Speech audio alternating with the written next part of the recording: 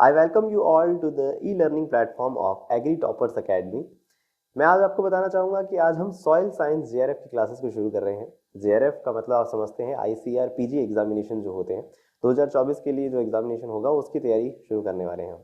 तो उसकी तैयारी के अंदर जो ये क्लासेस चलने वाली हैं उसका सबसे पहली क्लास है ये। इस सबसे पहली क्लास के अंदर मैं आपको बता दूं कि आज हम क्या क्या समझने वाले हैं, क्या क्या जानने को मिलेगा इस वीडियो के अंदर आपको। तो सबसे पहले हम जानेंगे कि जेआरएफ सॉइल साइंस का सिलेबस क्या है। आपको कोई भी एग्जामिनेशन अगर फाइट करना है तो उससे पहले पता तो होना चाहिए कि भाई पढ़ना क्या है। तो हमें सॉइल साइंस का सिलेबस पता होना चाहिए, बुक्स कौन कौन सी आपको पढ़नी चाहिए, मैं बुक्स आपको रिकमेंड करना चाहूँगा कुछ, और साथ में मैं आपको कुछ टिप्स भी देना चाहूँगा। मैंने खुद आईसीआर जेआरएफ का एग्जामिनेशन क्लियर किया है, तो उसके बिहाफ पे मैंने अपने एक्सपीरियंस के हिसाब से कुछ टिप्स हैं मेरे पास जो मैं आपके साथ शेयर करना चाहूँगा। तो वो टिप्स भी क्या है वो अब हम इस वीडियो के अंदर जानने वाले हैं। तो सबसे पहली बात कि जेआरएफ का सॉइल साइंस का या कोई भी एग्जामिनेशन हम जो दे रहे हैं जेआरएफ रिगार्डिंग उसके अंदर हमें पता होना चाहिए उसका सिलेबस। तो जेआरएफ के सिलेबस जो सॉइल साइंस का सिलेबस है उसके अंदर हम अलग अलग यूनिट्स के रूप में बांट सकते हैं सिलेबस को। अलग अलग यूनिट्स जैसा कि आप देख सकते हैं इसमें हमें सॉइल फिजिक्स भी पढ़नी है, सॉइल पेडोलॉजी भी पढ़नी है, सॉइल केमिस्ट्री भी पढ़नी है, सॉइल फर्टिलिटी पढ़नी है, सॉइल माइक्रोबायोलॉजी भी पढ़नी है और साथ में एनालिटिकल केमिस्ट्री भी पढ़नी है। और ये सब कुछ ही नहीं है, इसके अलावा हमें जनरल एग्रीकल्चर के ऊपर भी ध्यान देना होता है।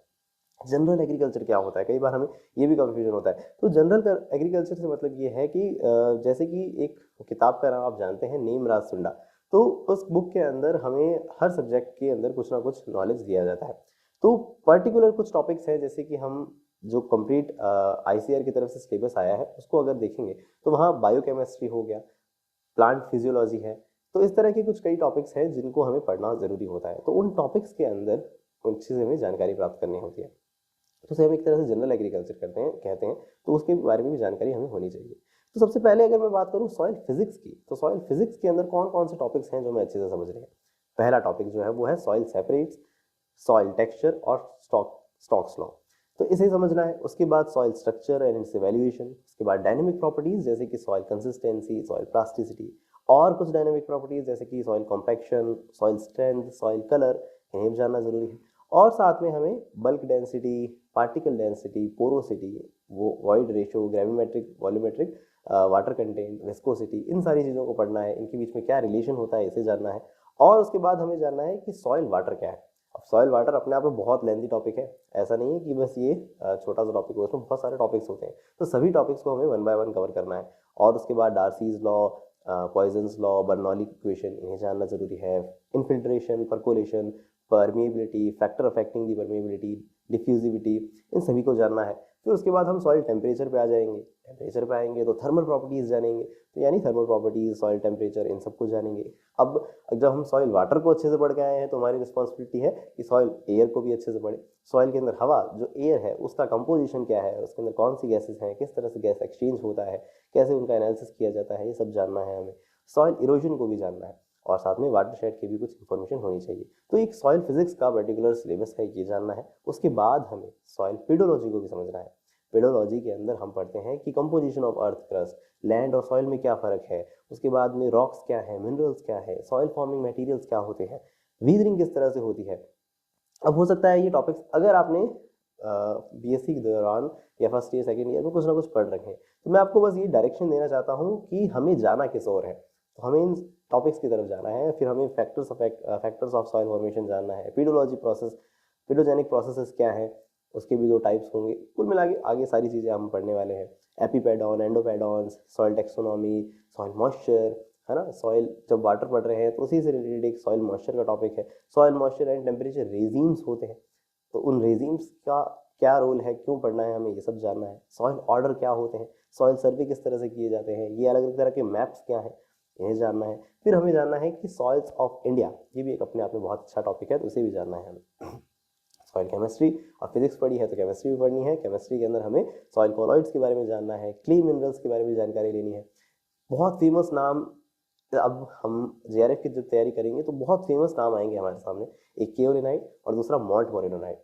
आप जब भी तैयारी मैं आपको पहले ही बता दूं, केओलिनाइट, मॉन्टमोरेलोनाइट, इलाइट, वर्मिकुलाइट, ये नाम जो है आपके सामने बहुत बार बार आने वाले हैं। तो इन चीज़ों के बारे में हम अच्छे से समझेंगे, ये मिनरल्स क्या हैं, इनकी क्यों इतनी डिमांड है इस टॉपिक्स के अंदर, इन सबको हम जानेंगे। साथ में हम बफर कैपेसिटी को भी जानेंगे सॉइल की, साथ में हम इनऑर्गेनिक एंड ऑर्गेनिक कॉलॉइड्स के बारे में जानेंगे, और साथ में हम डिफ्यूजन डबल लेयर, ये जो टॉपिक है ये अपने आप में बहुत इंपॉर्टेंट है। Diffusion double layer, zeta potential, ये दोनों ही बहुत इंपॉर्टेंट है। और उसके बाद cation exchange capacity, anion exchange capacity, नाम तो सुने ही होंगे, ये इतने इंपॉर्टेंट टॉपिक है तो इनके बारे में भी जानना है। और साथ में लॉज ऑफ कैटायन एक्सचेंज, इन्हें भी हमें जानना है। उसके बाद ये सब कवर करने के बाद सॉइल फर्टिलिटी है। सॉइल फर्टिलिटी के अंदर जो भी हमारे एसेंशियल न्यूट्रिएंट्स होते हैं, क्राइटेरिया ऑफ एसेंशियलिटी पढ़ा है कभी, तो आपने कभी जाना होगा इसके बारे में, तो उस क्राइटेरिया ऑफ एसेंशियलिटी को भी कवर करना है। साथ में ग्रोथ लॉस पढ़ने हैं। साथ में जितने भी एसेंशियल एलिमेंट हैं, 17 होते हैं एसेंशियल एलिमेंट, सभी की डेफिशिएंसी कैरेक्टर्स क्या है, सभी के सिम्टम्स कैसे देखे जाते हैं प्लांट्स के अंदर, उनकी डेफिशिएंसी सिम्टम्स क्या है, उनकी क्या फंक्शंस हैं, क्या रोल है उनके, उन सबको जानना है हमें। तो ये सब चीज़ें कवर करने के बाद हम आएंगे मैन्योर्स एंड फर्टिलाइजर में। मैन्योर्स फर्टिलाइजर्स जो हैं उसके अंदर slow release fertiliser, nitrogen fertilisers क्या होते हैं, और साथ में INM यानी इंटीग्रेटेड न्यूट्रिएंट मैनेजमेंट, कभी सुनी है ये short forms, INM, IPNS, SSNM।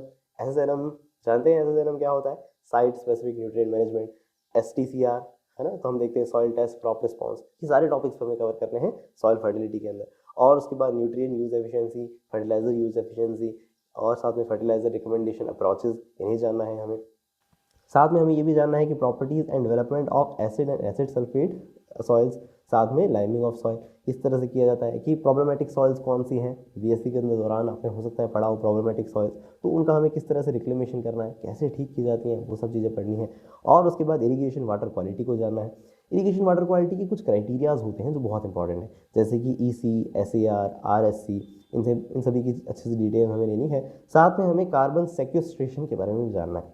अभी कार्बन सेक्वेस्ट्रेशन क्या है, ये वास्तव में हम कह सकते हैं इकोलॉजी, या हम कह सकते हैं एनवायरमेंटल साइंस के कुछ क्वेश्चंस होते हैं। सॉइल साइंस का जो सिलेबस है, या JRF सॉइल साइंस में कहूँ, फिजिकल साइंस नाम से जो हम पढ़ते हैं, फिजिकल साइंस का ये जो कंप्लीट सिलेबस है उसके अंदर हमें एनवायरमेंटल साइंस को भी पढ़ना है। तो उस एनवायरमेंटल साइंस के अंदर एक कार्बन सिक्वेस्ट्रेशन टॉपिक आएगा एनवायरमेंटल साइंस का। अगर पॉसिबल होगा तो हम उसकी भी क्लासेस रखेंगे, उसके भी कुछ MCQs कवर करेंगे, ताकि आपको उसमें भी कोई दिक्कत ना हो।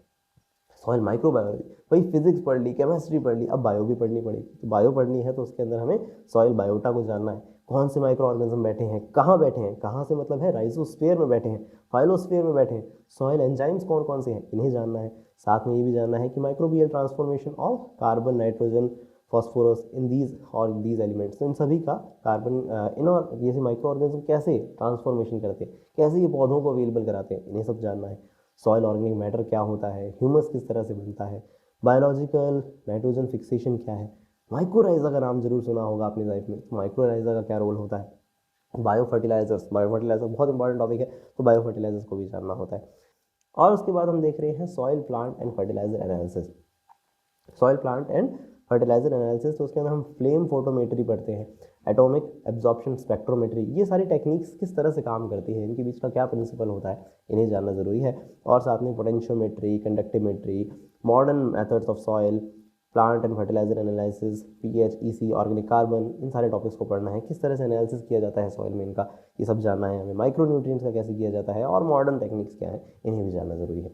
ठीक है, नेक्स्ट है हम देख रहे हैं कुछ और भी टॉपिक्स, यही बस नहीं है, अभी और भी बहुत कुछ है, जैसे कि हम देख रहे हैं रिमोट सेंसिंग, GIS, GPS, ये टॉपिक्स भी एग्जामिनेशन में बहुत ज़्यादा पूछे जाते हैं।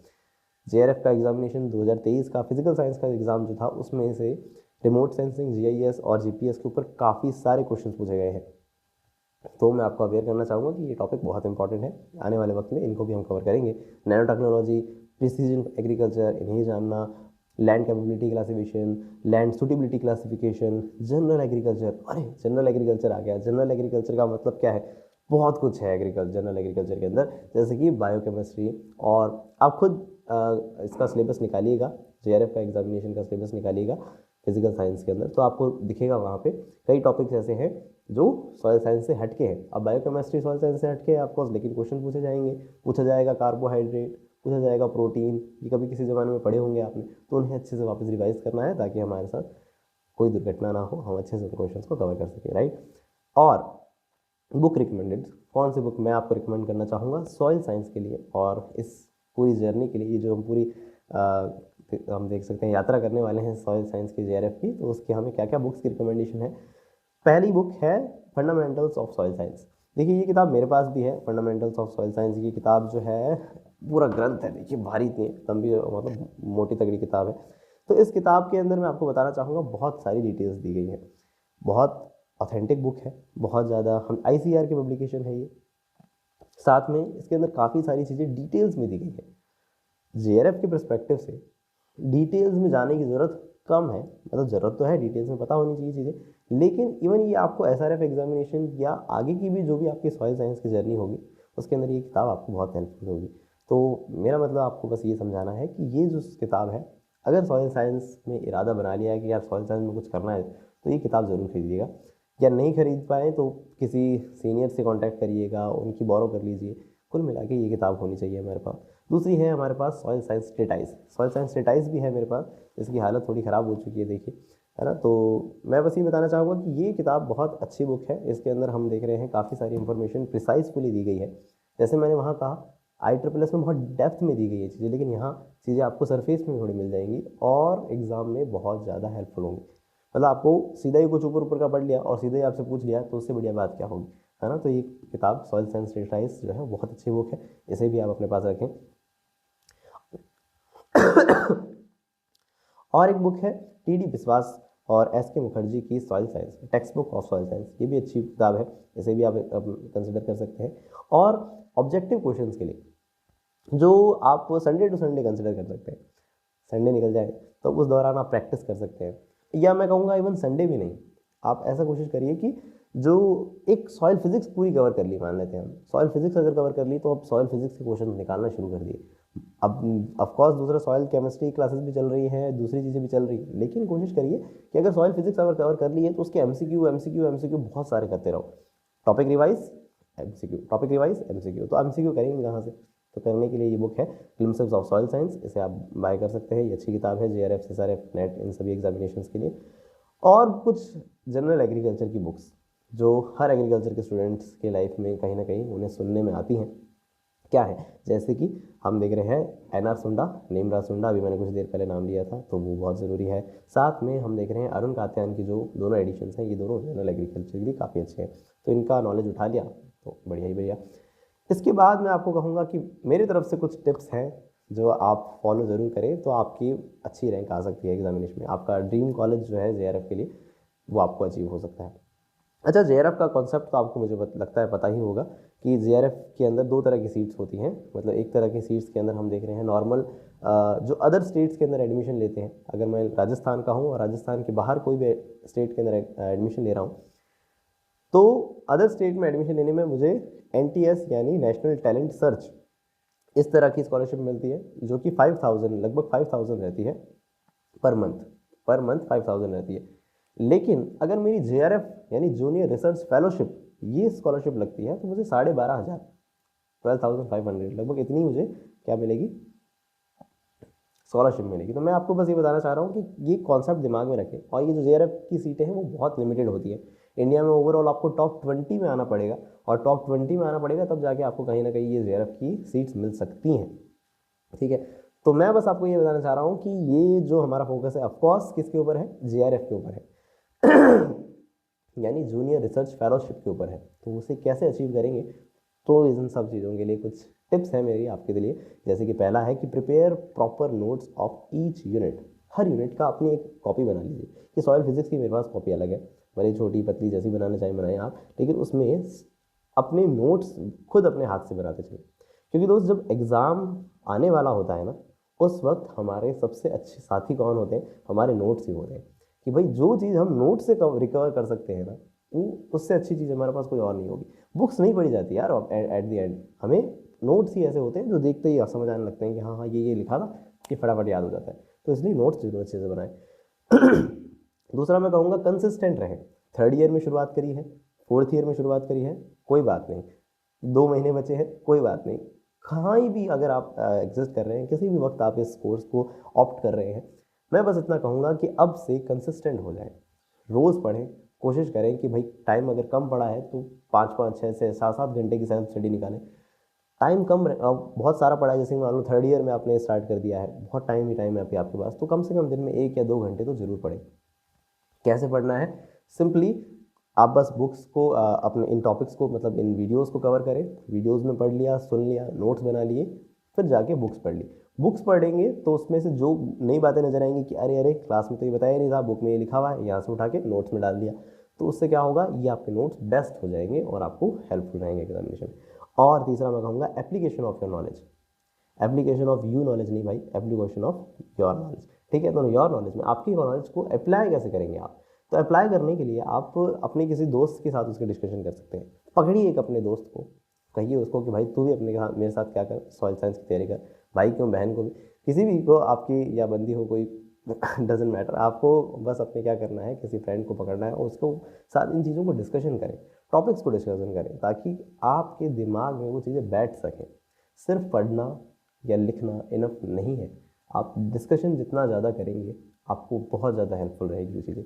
तो डिस्कशन ज़रूर करें और बाय अ ऑनलाइन टेस्ट सीरीज़। जब वक्त आ जाए कि यार अब तो रणभूमि में उतरना है, अब तो एग्ज़ाम देना ही है, तब उस कंडीशन में आपकी रिस्पॉन्सिबिलिटी बनती है कि आप एक टेस्ट सीरीज़ भी ज्वाइन करें एट द एंड।